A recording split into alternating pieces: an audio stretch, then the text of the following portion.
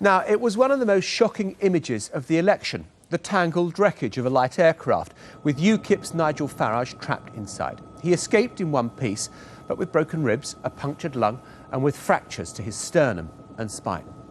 Well, you'll be glad to know that he's out of hospital now, and I caught up with him at his home in Kent to ask him just what was he doing in that plane. The idea was it was election day. What do politicians do on election day? Well, normally they do very boring things. They, go and visit a factory or do whatever, or visit a few polling stations. And I thought the idea of me hopping into a light aircraft and hooking up this banner and towing it around the constituency was, a fun thing to do, would make a good camera shot. And I've been accused over the years of trying to pull off stunts. Well, I suppose I'm guilty of that. In this case, it was a little bit the biter bit. The moment itself, when did you realise you were in serious trouble? Well, by the way, I'm not an aviation expert. I don't even like flying. I've never enjoyed flying very much. Part of this was me sort of conquering my demons. Not very successfully. No, don't make me laugh.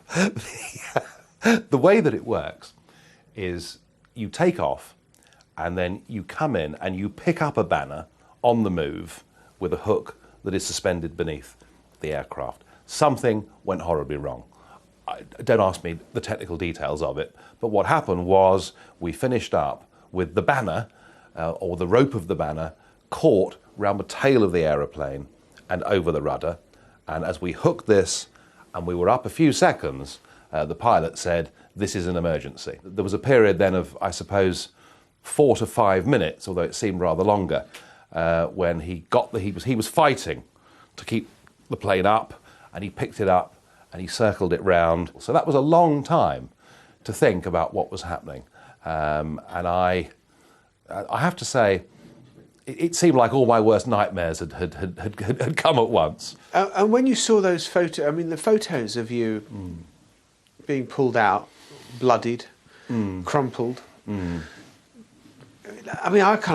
was part of me that thought it's a bit intrusive. It's a bit difficult, frankly, if you put yourself out there in the public domain to complain if they take pictures when things go wrong. They were intrusive, but I guess they represent the truth. And it was a pretty horrible truth. It was pretty brutal. When we were going down and coming into crash, I kind of thought, well, if this is the end of it, let's hope it's quick. Let's hope it's all over with without too much pain. But the worst of it was surviving the impact and being trapped in that wreckage. And I was suspended upside down in the wreckage, and then that horrible smell of petrol everywhere, petrol in the hair and in the clothes, and then thinking, God, we've survived this crash and now we're going to burn to death. And that was absolutely terrifying.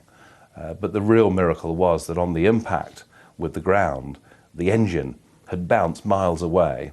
The pilot had had the foresight to turn off the electrics, and so all the stuff that could have set the petrol off wasn't there. And that was where we were really lucky. Let us turn to the election, which seems somehow trivial in comparison to the experience you've gone through. It wasn't a great moment for UKIP. Compared to the European elections, where you get 16% and a lamentable 3%. 3% of the national vote and about 3.8% of the seats in which we stood. The first past the post system is a nightmare for UKIP. There's no doubt about that. I would have liked us to have got many more votes. Having said that, of course, we still got 50% more votes than we got last time round, so it was progress in that sense, but not great progress, I accept.